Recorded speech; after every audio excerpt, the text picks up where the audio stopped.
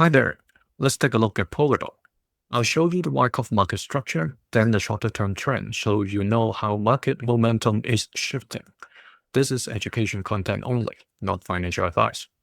From a Wyckoff perspective, Polkadot is still in the testing stage of the accumulation cycle. It is still a range-bound situation, but the test has gone very deep this time, given the macro environment and the clouds that shadowing the crypto market, including the Carity Act delay. So the most important weekly support is only available at the daily level, because from the weekly, we can't really see it. We can see the wick, but that's not important right now because it's at a bottom seeking phase. So the major resistance right now from a weekly perspective is 0.97, the red key level. Okay, if it doesn't break this level, the trend isn't really changing. Okay, you see why also over here, because that's a very important indicator from October 10th tariff announcement date last year. All right, that indicated some really big players have committed to sell all the way to that point. Okay, even quite a number of people immediately bought back at that point. But right now, it is just leaping all the way through below that particular level. Then, daily chart.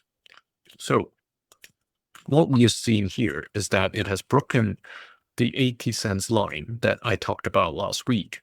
So, there was one indication on the 24th, and eventually 27th on Monday, it broke through it. Okay, it tested multiple times and then eventually broke downwards.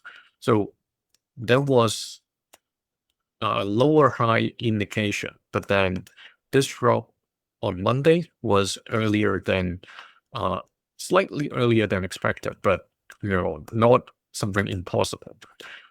So the new support that we see right now is this level, somewhere around 74, 75 cents. Okay, that's what's been building over the past 6 days. Okay, from July 27th to August 1st. Yesterday, it climbed back to the 80 cents level, the immediate resistance, and you see today there's a little bit of rejection, but the volume isn't very high. So ideally, it's not really having much of commitment for both bulls and bears.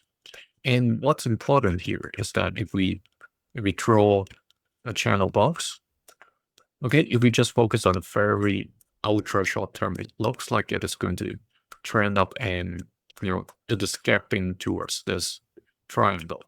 But if we just give it 2-3 more weeks of observation, this is actually another downtrend that's happening. All right, a little bit more mild than this one. You see the slope is different, yeah? So that's the key. Let's adjust it. So this point and this point aligned. And then we have this wick over here. It's still a rather young trend. So we may have to adjust later depending on the price actions.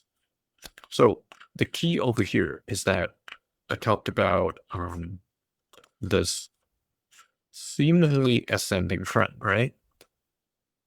If this trend really is doing its work and the bulls are successful in pushing the price above the immediate resistance of 80 cents, what's the date we're going to see the confirmation?